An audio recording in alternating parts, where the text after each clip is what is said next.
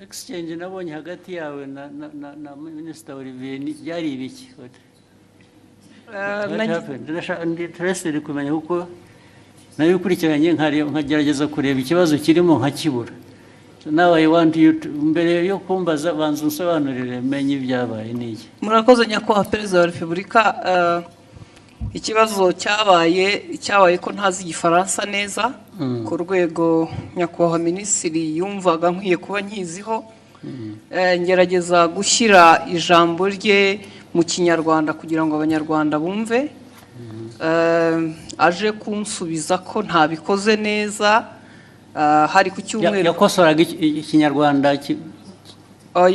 ni ukuvuga ngo hari message yari yanditse cyangwa ubutumwa mu Gifaransa. Asubiza yavugaga kuri ishu ya Kongo, hari abo yari ibyo yasubizaga tugerageza gushyira mu Kinyarwanda.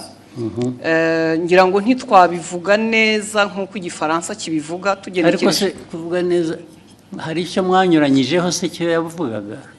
Ntabwo twakimenye kugeza ubu kubera ko ndavuga isi ushobora kubana yaravugaga ikintu mukagisobanura mu buryo butandukanye n'ibyo yavuze. Ubwo ni nko kuvuga ngo mwavuze ibyo atavuze, ariko hari no kuvuga ibyo yavuze wenda mu rurimi we yumva rudahagije.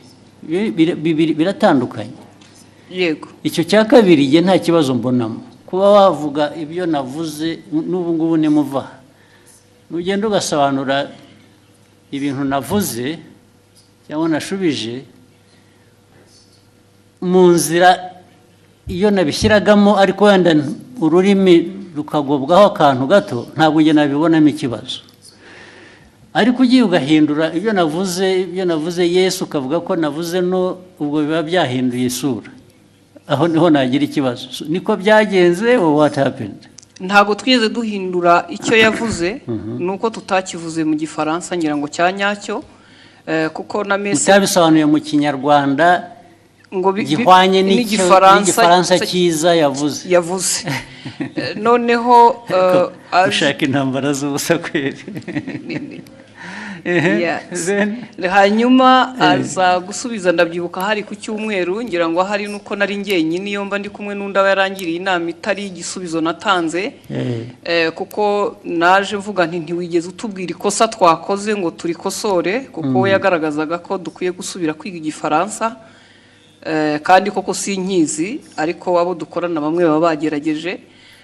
Ngira ngo naho habaye kutumvikana na nyuma ndisegura kuko ntari ku rwego wenda rwo gusubiza. Ariko wiseguriraga iki? Ko nashubije Minisita ndi umunyamakuru muri urwo buryo. N'ubu ndacyasaba imbabazi.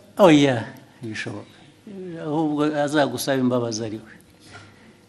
Kuko ibi bya protocol ibya Janesse ntabwo birimo protocol. Yes, ndabona ushaka icyo kintu ndashaka kuko nabonye hari ugusaba imbabazi sinabyumva.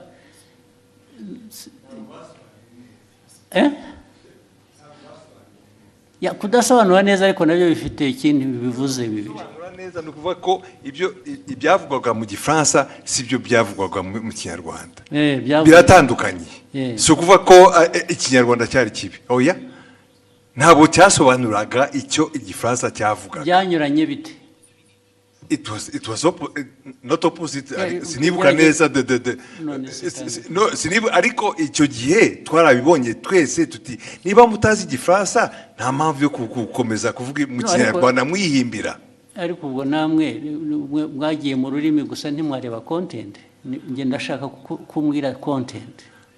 Nyakubahwa unyemereye buretse content nuko cyanyuranyijeho niki yavuze iki ku buryo kinyuranyije n'icyo undi yari yavuze. Aho izo mvi zanjye zintaye mu kuko no ariko icyo nibuka icyo gihe kuko twese twabibonye icyo Minisita nta makosa yakoze. Avuga ati hari ibyo gihe navuze mwebe musobanura mubwira Abanyarwanda ibitari byo. Yes, ariko ntabwo wavuga utyo gusa utavuga ibyo ari byo nawe. Muri aka kanya mu mbabarire nizo urabivuga n'imbaraga ukagira ngo kuko hari substance hari na form. content na form. Content ya misrepresentinze ni iyihe, ariko the form bijyanye na language bishobora kuba bitari uko bikwiye kuba bimeze cyangwa uko byumva, ariko did it change the content? Yes. Uravuga yes, nakubaza ntabwo bizi. Nibyo nibuka, ariko na minister nawe arahari. Of course, n'ubundi iyo mbwira nkabaza minister na mbere hose. Yes, minister tubwire. Very important kuri jye, nabonye abantu bahereka. Reko nta protocol iri mu bibi bintu. Nabonye hari wasubiza ngo abwiye minister nabi, minister nabi ko tubaze. Murakoze Your Excellency, ntabwo byari ikibazo cya protocol, ntabwo byari n'ikibazo cyo gusubiza minister nabi, nge nta kibazo nari mbifiteho. Ikibazo ni content. Nari navuze bijyanye n'inama yabereye i Nairobi ya Africa Fraud Summit twari twagiyemo. Tujya ku substance nyine quickly, kuko guverinoma ya Kongo yari yavuze yuko ngo mu nama rwabateye bakabibwira bari mu nama, kandi iyo nama ntabwo perezida wa Kongo yari ayirimo, yaje hanyuma ndabivuga muri tweet mu gifaransa mbabwira ko ibyo bintu mwavuze kwa abanyekongo ibyo bavuze atari byo. Hanyuma rero mu kiganiro na Scovia barimo bagerageza gusemura, barabiquestioninga byose. Bande ibyo navuze barabiquestioninga yuko muri ikiganiro Scovia n'abandi banyamakuru basangiye stage muri Mama w'u Gasabo.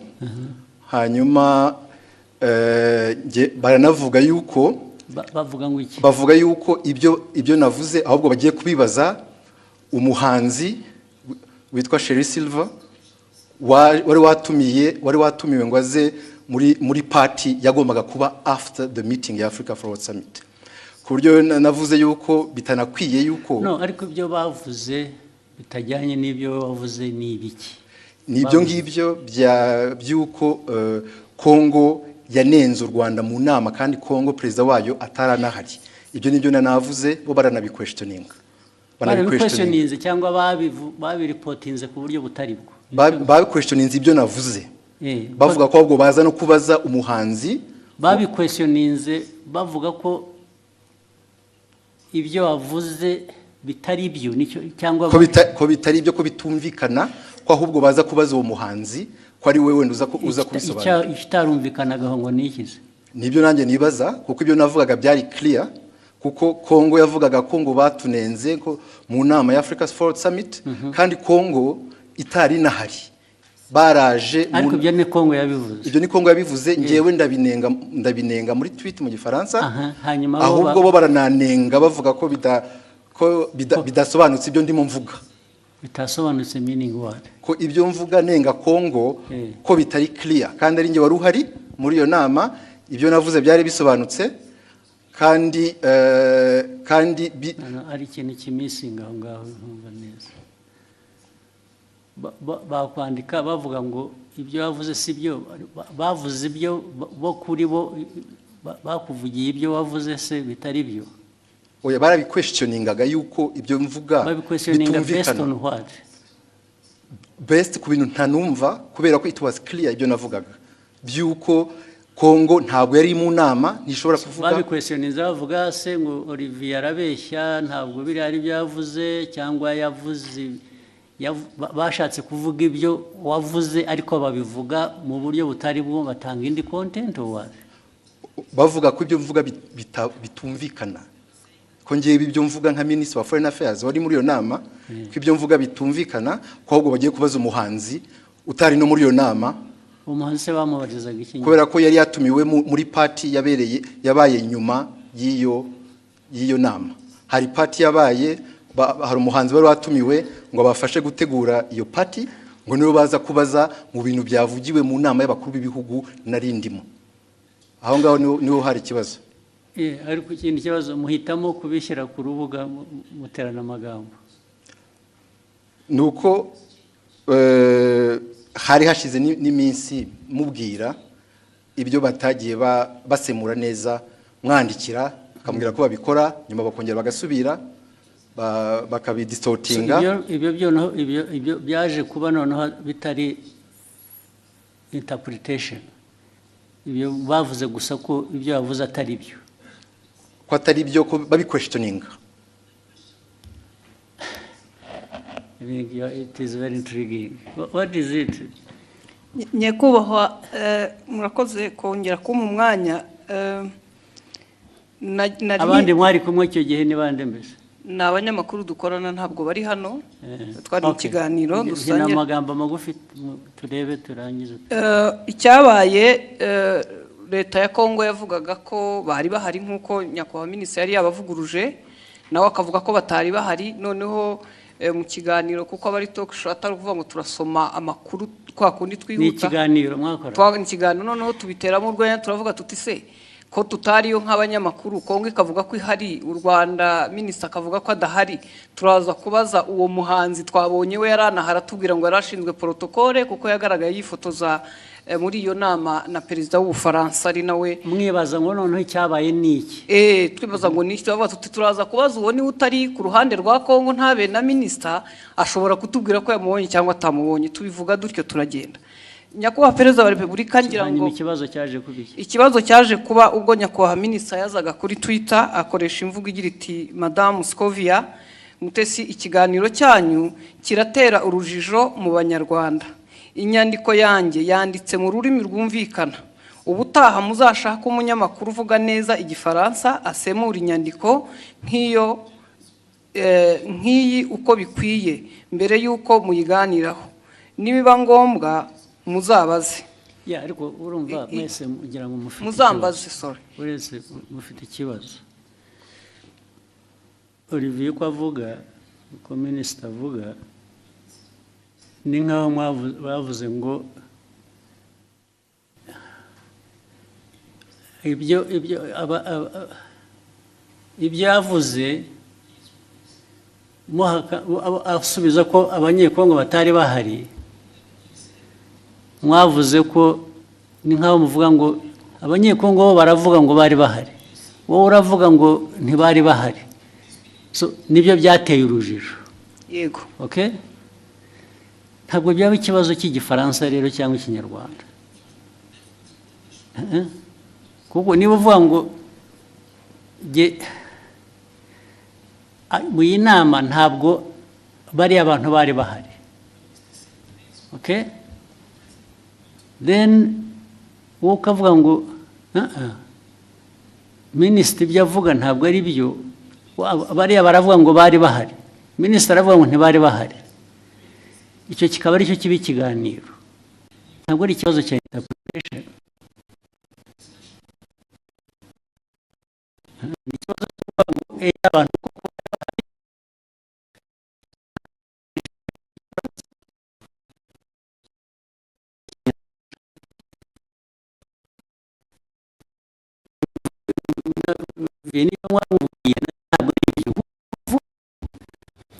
bavuze nk'abahakana ko ibyo bavuze atari byo, kubera ko wavuze ko batari bahari abanyekongo kandi wenda ntibari bahari. Ariko bo baravuga ngo ariko reka tubaze abanyekongo bo barabivuga nk'abari bahari, ubanza bari bahari. Meaning barashaka kumenya niba wowe ibyo wavuze ko batari bahari ari byo. Ntabwo ari ikibazo cya interpretation ya language. Biri he aho ngaho? Ni ikibazo cyo kunyomoza kuvuga ngo minisitiri yatubwiye ko abanyekongo batari bahari. Reka tubaze uriya muntu wundi wari uhari akutubwire ko kuko abanyekongo batari bahari. Ntabwo ari ikibazo cy'Igifaransa cyiza cyangwa kibi. Ni ikibazo cyo guhakana icyo wavuze in whatever language you said it. Sinzi niba mubyumva. Ahangaha ikibazo cya interpretation ya language kivuye he? Cyangwa Igifaransa kibi cyangwa Ikinyarwanda kitumvikana bivuye he?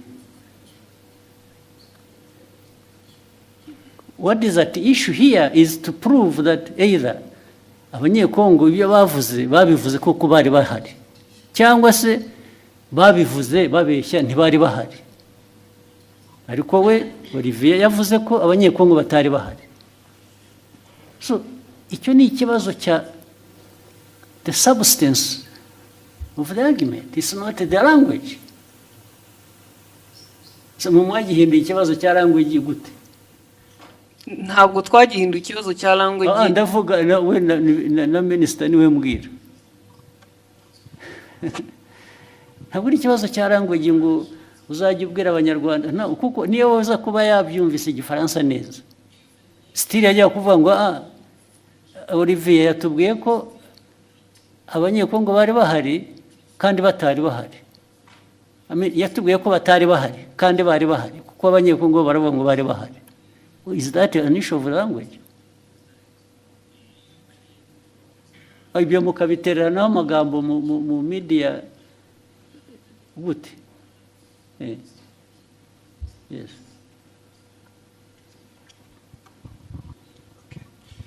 Mwakoze kutwemerera kuba dufite telefone. Nitwa Mutuyezo Oswald. Byose narabikurikiye ndetse nanjye nagize comment ikiraho minister aranyandikira kuko nanavuze ngo bakwiye kuba babiganiriye mu gikari bitari ku Karubanda. Minister arambwira ati byari maze kuba byinshi. Nje uko nabikurikiye nkanabisesengura impamvu minister yazanye mu kibazo cy'igifaransa ni impaka n'indende ntabwo ari kiriya gice cyonyine. Hari ukundi babisemuraga ukumva harimo amakosa. Ntekereza ko rero mubabaje njye mbona hari ababirigi nibo babazwa nuko nta nubwo bababajwe rero na content n'ukuri abantu bababajwe na language. Yego. Mu buryo basemuraga birashoboka ko ni isesengura ryanjye minister atekereza ati ubwo niyo conclusion bakoze ishingiye kuko baba batari kumva neza ubutumwa. Magurutse ngira ngo nkemure iki kibazo n'umuntu yandikira arambwira ati ndabizi ko wabikurikiye saba ijambo ukemura ikibazo. Noneho iyindi interpretation kari akantu ka Sheryl Silver Mutesikove yagakubisemo nk'uwiterera urwenya ntabwo byari ibintu biremereye, ariko minister aravuga ati mama Rwagasabo yarakurikirwa cyane, aba bakurikira bakeneye amakuru atomoye azira urujijo. Ariko amakuru yarari aho ngaho nayahe ko nta kira kibazo cyari gikomeye ko Perezida wa Repubulika kumva abanyekongo bavuga ko Perezida yarahari kandi yaraje byarangiye, ndavuga Tshisekedi. So noneho we minister yari itonza ashishimura message azingo arabwira abanyekongo noneho babazwa no kubona n'abantu baje bagasa nk'abayigabanyiriza ubukana, ariko ni ibintu bashoboraga gukemurira mu gikari. So ni ibyo rekana yo gutinda ubwo bavuga kubikemura. Je ntabwo ndabona ikibazo cyari kibanza, ariko mwarabuza akazi muri nkora gusa, ariko n'aba ministers mwajya muri yo argument harimo iki ko ntaracyumva n'ubu. Albert wahoze kuvuga cyane mu zirukomeye we substance aho ngaho yabaye yihige ko ntayumva, yazanye intambara mu bantu bakayiki batubaze. Nashatse nantuza ndanayibonye wa mugani byatangiye ari uko abanyekongo ubwabo batangaje inkuru itari cyo kwa kundi ibyo okay. So noneho minister arabasubiza babwira ati ibyo mwavuze sibyo, nta nubwo Perezida yari ahari cyangwa exactly. Hanyuma muri interpretation noneho doko yavuze ati iki kiganiro cyanyu kiratera urujijo muyamahanga. Urujijo rwatewe n'uruhe mbese bari urujijo mu Banyarwanda. Inyandiko yanjye yanditse mu rurimi rwumvikana, ubutaha muzashake umunyamakuru uvuga neza igifaransa. So ni interpretation y'igifaransa yari yanditse bo batangiye ku. Ariko minister we iyajya kuri content agasobanura icyo bakosheje bikava mu rurimi, kuko issue ntabwo ari ururimi hano. Issue ni content yuko bamwe muri abo bantu badiscussingaga ari side ya minister, ari abanyekongo, ari abaganiraga, hariho wa misrepresenting the facts. Exactly. Ntabwo ari ikibazo cya language ariko. No, ikibazo kirimo kuko we icyo yashubije kuko niyo mpamvu minisita avuga ati mukwiye gushaka abantu bazi basesemura igifaransa neza mu kinyarwanda. So uko basesemuraga ntuza icyo gifaransa mu kinyarwanda babwira the public audience. Ubwo icyo yakemuraga ni minisita nuko cyagomba gukemura ni ikintu kimwe gusa. Perezida yari ari aho ngaho cyangwa ntiyari ahari? ye ntabwo yari ahari. Ibindi byo ururimi wabivugamo rwose, it doesn't matter. Ikimataringa ni fact yuko either abantu mu rurimi bavuga urwo rwose rwaba ari ruzima rutari ruzima baravuga ko perezida yari ahari kandi atari ahari. niho substance iri gusa. Sure. Ariko ibyo ngibyo uvuga ni nkaho argument iri ku language, it's not on the substance. No, the argument is nk'itangazamakuru to in fact kubwira abantu ibitari byo kandi nawe impamvu bibaye ni ukutumvise neza icyo gifaransa. Ariko Albert urumva nawe ari na Olivier nyine mufite ikibazo cyanyu ni language, ikibazo cyanyu ni substance. The substance that is the wrong message ugeza ku banyarwanda. Yihese yagejeje yo questioninga ibyo minister yavuze. Now question ibyo navugaga rero ubu noneho bitwayeho byari biri ya questioning ibyo minister yavuze. Now that becomes the substance kurimo.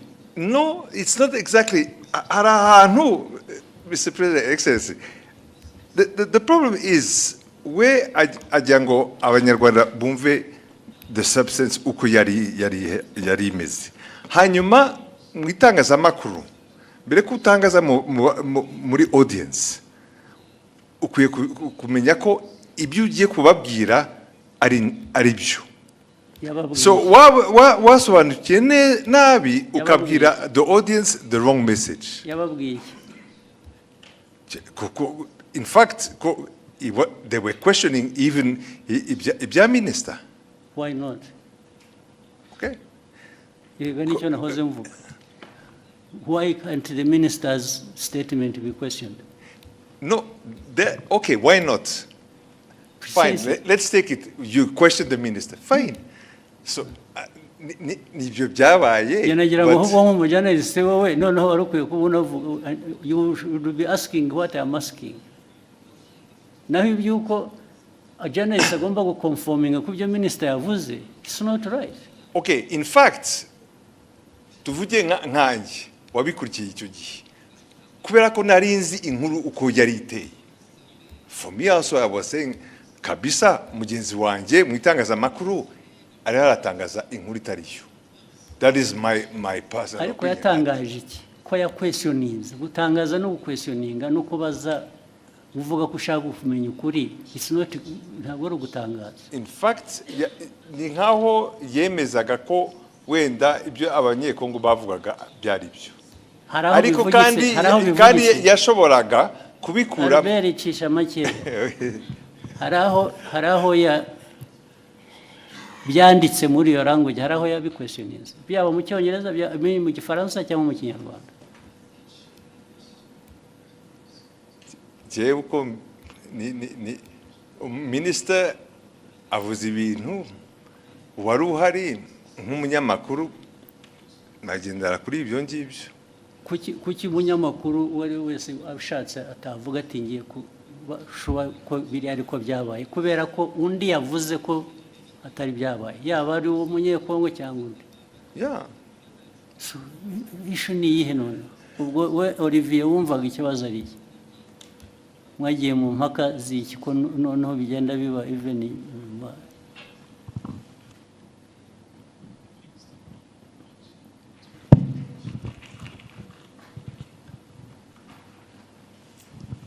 Murakoze Your Excellency.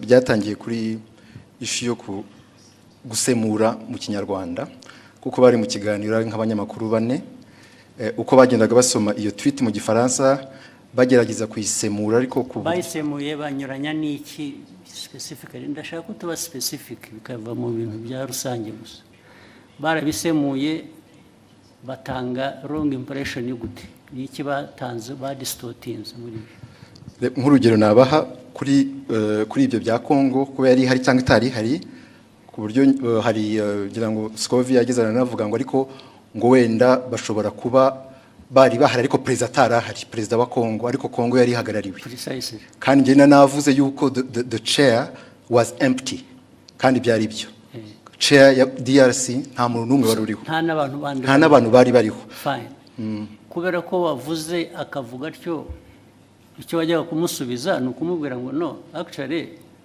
nta n'umwe wari uhari gusa izindi ntambara ubwo zasubizanye iki nibyo nari navuze muri iyo tweet yuko the chair was empty ariko erega nta muntu wowninga facts cyangwa ukuri ngo iyo yavuze ntawe ugira icyo abaza wabivuze ni nabyo ariko somebody expressinze ko ashaka kumenya ko ibyo ari byo what is wrong with that ikibazo cyari gihari nuko it was even questioning a fact. It was not even my opinion. It was a fact. Questioning what? No, it was your opinion, much as it was a fact. Kuko niwe wari wabizanye.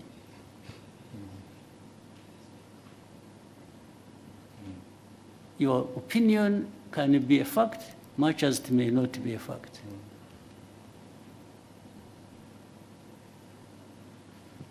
Your opinion is not always a fact. Nobody, this is why I'm telling you, nobody owns the fact. And that's why journalists, as we know it, nubwo mujya mutunenga ahubwo twebwe ntabwo numva ko iyo umuntu yavuze ikintu kubera ko ari minister byanavuzwe ko ari minister, so nobody says anything kubera ko byavuzwe na minister. How? So your exchange is flawed. It's not right. You didn't even, if you really wanted to act even as a minister, you wouldn't have had this exchange like the way you did. Ni wari kugiye kujudiringa na journalists, then there is a problem.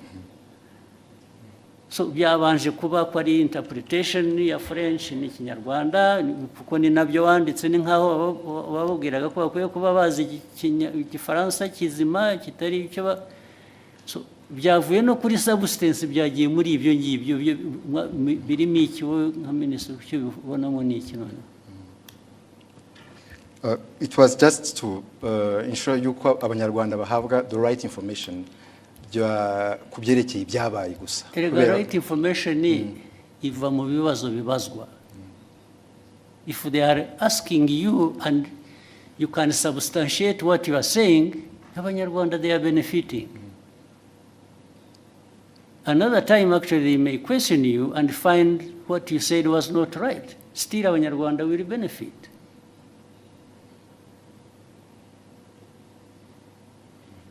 Because Olivier does not have a monopoly of facts. Do you? No, I don't, sir. Hey, so.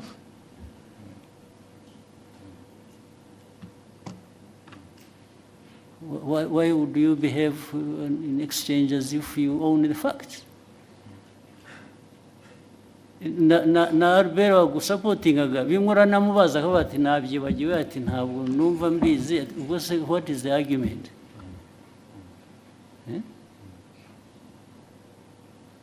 Muvaneho kajagari muza. So you ask what you are